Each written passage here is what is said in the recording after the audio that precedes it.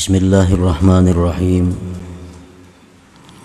Alhamdulillahilladzi qasamar rizqa wa qaddaral ajal. Walahul hamdu ala ma hasal. Fala naf'a lil khalqi ma aradahu wa ammal.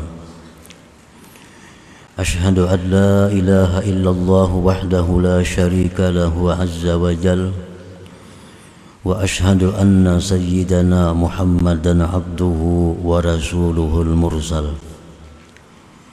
Allahumma salli wa sallim ala sayyidina Muhammadin nahi anil bukhli wal kasal wa ala alihi wa sahbihi wa dhurriyyatihi wa atba'ihi ila yaumil hukmi wal fasal. Amma ba'du. Yang kita hormati dan kita cintai para habaib, para alim ulama dan para muhibbin, hadirin hadirat rahimakumullah. Pertama-tama terlebih dahulu kita memanjatkan puji syukur kehadirat Allah Subhanahu wa ta'ala, yang mana selalu mengumpulkan kita di tempat yang penuh berkah dan rahmat ini. Salawat dan salam kita haturkan kepada junjungan kita Nabi besar Muhammad sallallahu alaihi wasallam dan kepada seluruh keluarga, para sahabat, zuriat dan pengikut beliau. Para muhibbin rahimakumullah, al-hikmatu sittun minal hikamil ataiyah. Qala al-Imam Ahmad ibnu Athaillah Sakandari rahimahullah wa nafa'ana bi ulumih. Hikmah yang ke-60 dari Al-Hikam, berkata pengarang Al-Imam Ahmad ibnu Athaillah As-Sakandari rahimahullah, anta hurrun mimma anta anhu ayisun wa abdun lima anta lahu tami'un. Yang artinya engkau adalah merdeka, engkau bebas daripada sesuatu yang adalah engkau dari sesuatu itu tidak berhajat, tidak bergantung. Dan engkau adalah budak, engkau adalah budak bagi sesuatu yang adalah engkau bagi sesuatu itu mengingini atau tamak.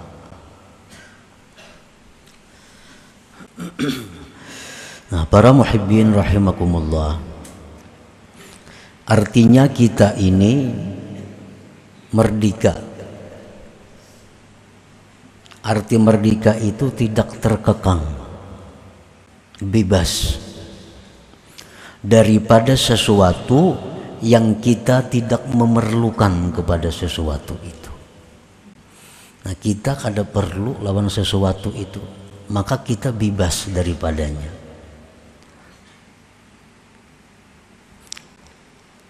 Dan kita menjadi budak bagi sesuatu yang kita ingini. Kita menjadi budak bagi sesuatu yang kita ingini. Kita ingin sesuatu, maka kita kejar sesuatu itu. Dan kita tunduk patuh kepada sesuatu yang kita ingini itu. Jadi orang yang tamak, maka dia merupakan budak bagi yang diingininya. Orang yang tamak dengan harta, dia budaknya harta. Siang malam, pagi sore, dia kejar harta itu. Orang yang tamak dengan jabatan, dengan kedudukan, siang malam dia kejar kedudukan itu sampai dia dapatkan kedudukan itu. Nah, itu adalah hambanya, budaknya kedudukan, budaknya harta. Para muhibbin rahimakumullah, ini hikmah yang ke-60 merupakan kesempurnaan dari hikmah yang ke-58, 59, dan ini yang 60, membicarakan tentang tamaknya kita. Tamak itu adalah sesuatu ketergantungan kepada selain Allah dan senang tenang dengan selain Allah, disebut tamak. Termasuk di dalamnya adalah rakus, tidak merasa cukup dengan yang telah diberikan oleh Allah Subhanahu wa ta'ala. Qala Nabi sallallahu alaihi wasallam, iyyakum wat-tama' fa innahu faqrun hadir. Aku takuti kamu bersifat tamak, karena tamak itu adalah merupakan fakir yang ada. Bagaimanapun orang itu banyaknya punya harta, kalau dia masih tamak, dia itu sebenarnya adalah orang fakir. Dia itu sebenarnya orang yang fakir. Orang yang tidak mempunyai harta tetapi hatinya kaya, tetapi hatinya tidak tergantung kepada selain Allah, itulah yang disebut dengan ghinal qalbi, kayanya hati seseorang dari selain Allah Subhanahu wa ta'ala.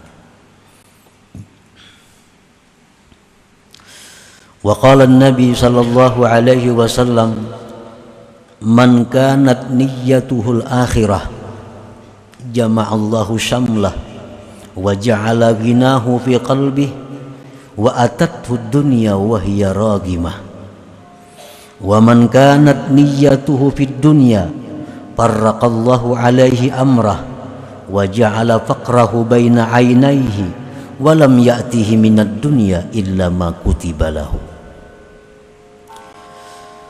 Rasulullah sallallahu alaihi wasallam bersabda, barang siapa mengingini akhirat,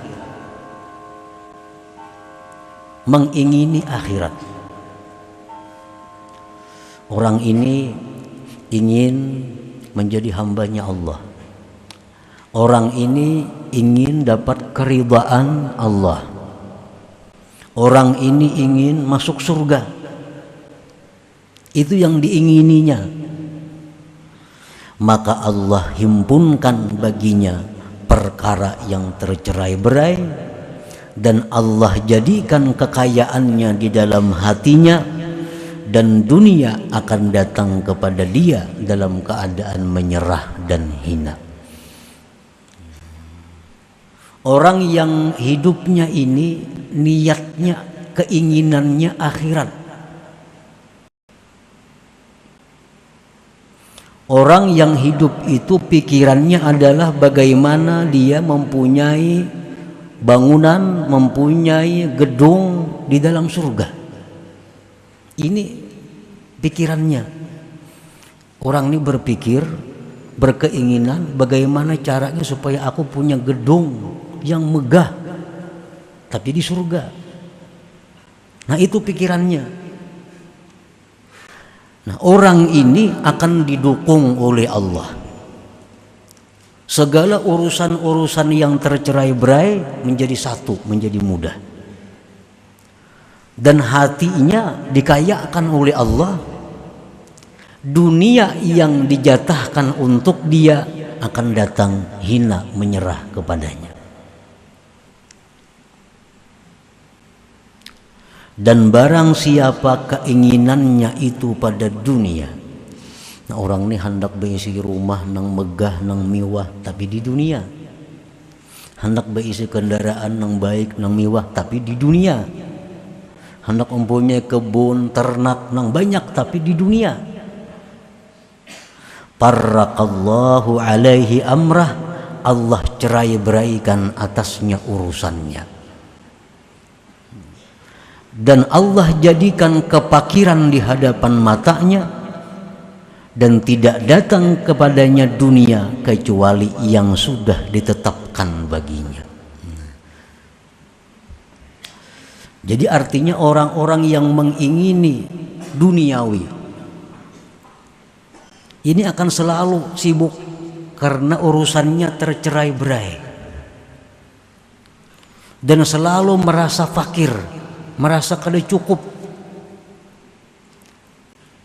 Dan dunia yang diberikan Tuhan kepadanya kada berubah daripada apa yang ditetapkannya di dalam Lauhil Mahfuz di masa azali dahulu kala.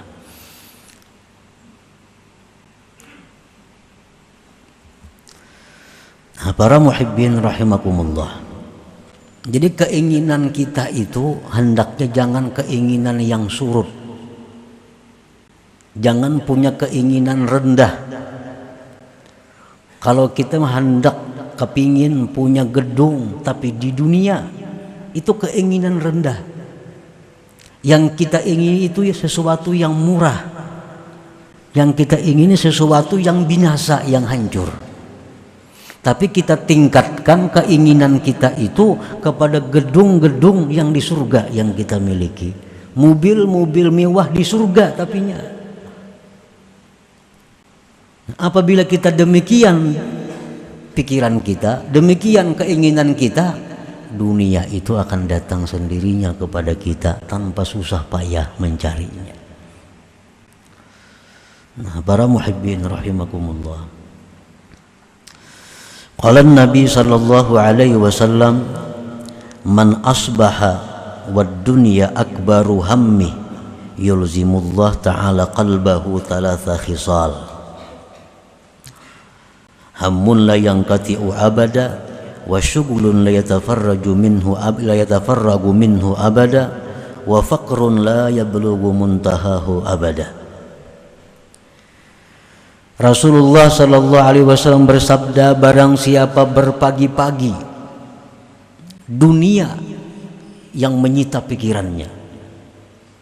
Artinya orang ini bangun guring, nak imbas sembahyang subuh, itu sudah memikirkan tentang urusan-urusan duniawi, urusan-urusan yang kada dibawa mati artinya. Maka orang seperti ini Allah lazimkan di hatinya 3 perkara. 1, hammun la yanqati'u abada, kerisauan yang tidak putus selamanya. Yang kedua, kesibukan yang tidak pernah lapang dia daripadanya. Yang ketiga, kepakiran yang tidak ada ujung baginya selamanya. Nah, para muhibbin rahimakumullah. Jadi pagi hari nabai sukanan, bangun guring, imbas sembahyang subuh, itu waktu-waktu yang kita disuruh Allah untuk zikrullah. Waktu itu waktu yang disuruh Allah kita memikirkan akhirat. Ini waktu pagi, awal siang, awal hidup kita. Pagi-pagi itu Allah menyuruh kita agar berpikir akhirat, jangan berpikir dunia. Oleh karena itu Allah Subhanahu wa ta'ala memberikan ganjaran yang sangat besar kepada orang-orang yang di pagi itu berzikir kepada Allah. Man shallal fajra fi jama'atin thumma qa'ada yadhkurullaha ta'ala hatta tatlu'a asy-syams thumma shalla rak'atain kanat lahu ka ajri hajjatin wa umratin tammatin. Biar Nabi.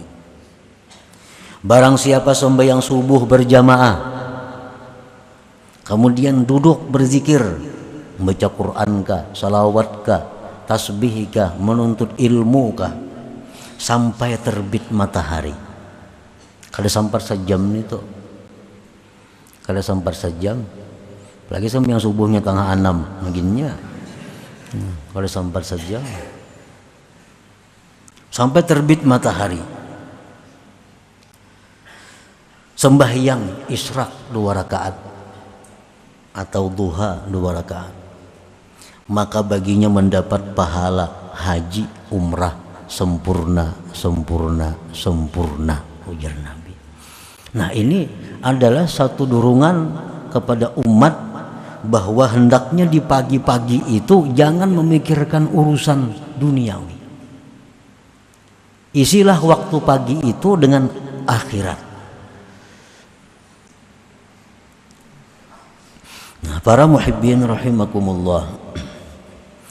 Qala ba'dul hukama at-tama' ala thalathati aqsam. Tamak itu 3 macam.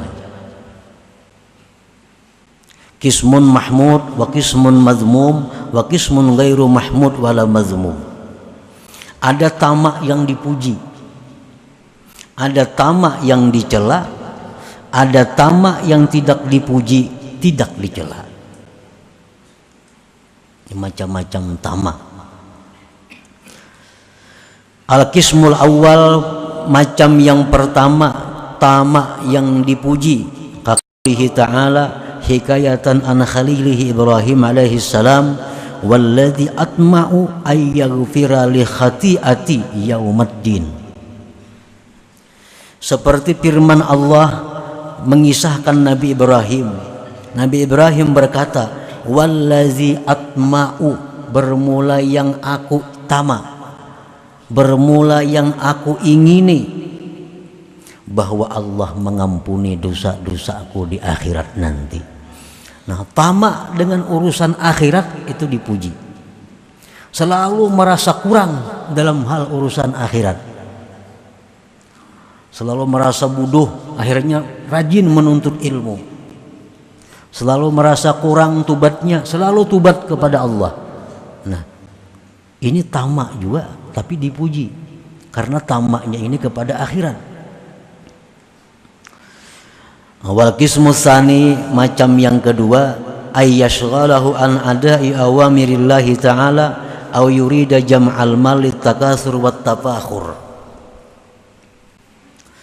Tamak yang dicela itu adalah tamak yang mencegah dia daripada, yang menghalangi dia daripada menunaikan perintah Allah. Inya ini keinginannya itu membuat inya ini terhalang daripada yang disuruh Allah. Sembahyang berjamaah tertinggal, wirid-wirid kada tabacai, pengajian-pengajian ditinggalkan untuk mencari sesuatu daripada duniawi. Nah, ini yang dicela tamaknya. Tamak seperti ini yang dikatakan Imam Hasan Basri, halakuddin wa fasaduhu at-tama, binasanya agama seseorang itu berada pada tamak. Ini kalau urusan usahanya paling sulit meninggalkan usaha. Jakanya kawa kada beperayaan. Tapi kalau urusan ibadah, nah itu kurang lebih. Urusan menuntut ilmu kurang lebih. Bila ada kepentingan lain, kepentingan usaha, ya kada usah sembahyang berjamaah, kada usah ke pengajian, karena ini ada urusan usaha. Nah, ini tamak yang dicela. Tamak ini yang merusak agama seseorang.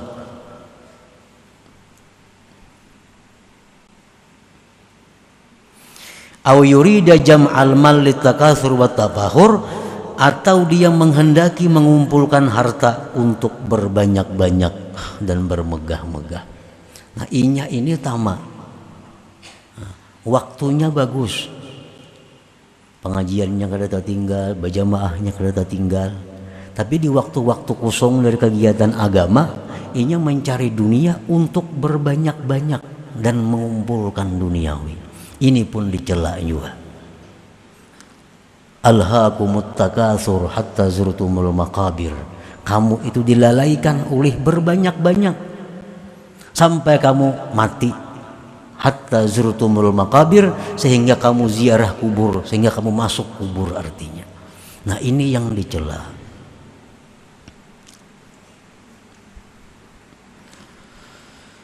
Wal qismu tsalis, sebagian yang ketiga, dipuji kada, dicela kada. An la yatruka syai'an min an awamirillahi ta'ala wa la yurida bihi litakatsur wat tafakhur.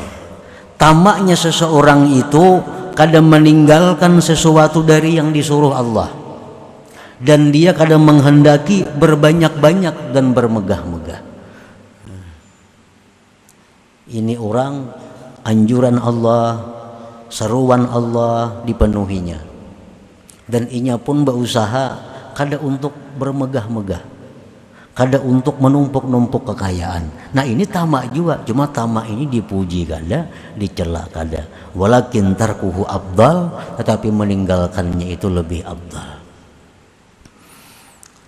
Nah, para muhibbin rahimakumullah. Su'ila al-Ghazali hal yazidur rizqu bit talab wa hal yanqusu bitarkit talab. Imam Al-Ghazali ditakuni, adakah berusaha itu menambah rezeki dan tidak berusaha itu mengurangi rezeki? Kalau kita berusaha, apakah itu menambah rezeki? Kalau kita kada berusaha, apakah itu mengurangi rezeki? Imam Ghazali menjawab, kalla, tidak, artinya tidak. Fa innahu maktubun fil lauhil mahfuz muqaddarun wa muaqqatun wa la tabdila li hukmillah wa la taghayyira li qismatihi wa kitabih. Karena rezeki itu sudah ditulis dalam lauhil mahfuz, ditakdirkan, diwaktukan, dan tidak ada yang bisa mengganti hukum Allah, dan tidak ada yang bisa merubah bagian yang dibagikan oleh Allah dan ketentuan Allah itu. Nah, para muhibbin rahimakumullah, jadi Allah misal membagi kita rezeki dalam satu minggu, diberi Tuhan kita rezeki misalnya sekian. Nah itu kada bisa dirubah, dikurang kada kawa, ditambah kada kawa. Tutup misalnya toko, kada mengurangi, karena isuk mungkin 2 kali lipat pada biasanya. Hari Jumat, hari tutup berusaha, karena itu Sayyidul Ayyam, karena itu hari akhirat. Hari Jumat itu disebut hari akhirat. Nah, kadang mengurangi rezeki, sedikit pun kadang mengurangi rezeki, kalau kita percaya dengan apa yang ditentukan oleh Allah Subhanahu wa ta'ala. Nah, usaha kadang menambah rezeki, kadang berusaha kadang mengurangi rezeki. Lalu apa gunanya Allah menyuruh berusaha? Apa gunanya? Ya ayyuhalladzina amanu idza fantashiru fil ardi fa idza qudis shalah fantashiru fil ardi wabtaghu min fadlillah. Bila selesai sembahyang, fantashiru, bertebaranlah kamu di muka bumi, wabtaghu min fadlillah, cari anugerah Allah. Kan itu usaha. Allah menyuruh berusaha. Nah, sedangkan usaha kadang mempengaruhi dengan jatah rezeki kita. Apa gunanya berusaha? Nah, usaha itu kita disuruh oleh Allah litarattu bil iqab was sawab, untuk menimbulkan siksa dan pahala. Ada orang berusaha, usahanya baik, usahanya jujur, kadang melalaikan perintah Allah. Nah, ini usahanya jadi pahala. Pedagang-pedagang yang jujur itu hari kiamat dihalau wajahnya seperti bulan purnama. Nah, jadi Allah menyuruh berusaha itu hanya untuk menimbulkan pahala bagi yang usahanya baik, usahanya jujur, dan hanya untuk membuat siksa kepada mereka yang usahanya salah, usahanya melalaikan hukum Allah. Nah, jadi usaha kada berfungsi. Orang yang berusaha dengan baik, dengan jujur, pahala fisabilillah. Orang yang usahanya salah, usahanya melanggar hukum Allah, fisabilil syaitan, di jalan syaitan. Jadi usaha itu hanya untuk menimbulkan pahala atau dosa. Nah, kita hari ini berusaha, kita ke pasar, buka toko, bisa dosa yang kita dapat, bisa pahala, tergantung keadaan. Kalau orang hari ini berusaha dengan tujuan bahwa keuntungan hari ini akan kunafkahkan kepada keluarga, membantu orang-orang sakit untuk sabilillah, maka usahanya itu di jalan Allah. Kalau orang berusaha hari ini buka toko dengan niat keuntungannya untuk menambah harta, untuk memperbanyak harta, maka usahanya itu bisa diri syaitan, jalan syaitan. Nah, jadi usaha kadang mempengaruhi dengan kurang tambahnya rezeki itu. Cuma yang usaha itu bisa menimbulkan pahala, bisa menimbulkan dosa. Nah, para muhibbin rahimakumullah, lalu apa gunanya doa? Kan ada doa, ya Allah luaskan rezeki kami, maka kada berubah. Kalau kita dapat jatah seminggu dapat sekian, kita berdoa kayak apa aja kada bisa merubah. Kenapa disuruh berdoa? Nah, Allah Subhanahu wa ta'ala menyuruh kita berdoa itu adalah izharan lil fakri, untuk menampakkan kepakiran kita kepada Allah. Allah menyuruh kita berdoa itu hanya untuk menampakkan bahwa kita berhajat kepada Allah. Maulah doa kita nang manusia nih, apalagi nang banyak dosa nih, kau merubah ketetapan Allah, terlalu hebat doa. Nah, jadi doa itu hanya Allah menyuruh kita agar bahwa kita ini nampak fakir di hadapan Allah, agar kita nampak berhajat di hadapan Allah. Jadi doa kada akan merubah apa yang ditetapkan oleh Allah dalam ilmunya, di dalam lauhil mahfuz itu. Nah, para muhibbin rahimakumullah, lalu kenapa kadang-kadang begitu kita berdoa terjadi? Kita berdoa, ya Allah luasakan pangharani rezeki hamba nak bayar hutang. Biasa sehari dapat rezeki 10.000, 15.000. Begitu bisukan berdoa sekali dapat 1 juta hari itu. Nah, kan kayak doa modelnya kabul nih, kayak doa modelnya kabul. Padahal itu sudah ketetapan Allah, hari itu memang dapat itu.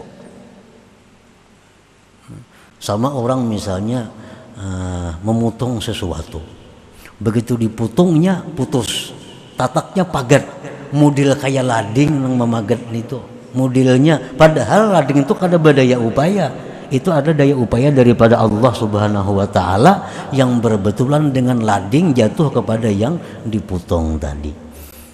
Nah, amun kita madahkan bahwa doa kok makanya kamu tuh murah rezeki, itu Allah Ta'ala ngarannya. Allah Ta'ala, doa kada bisa merubah yang ditentukan dalam ilmu Allah Subhanahu wa ta'ala.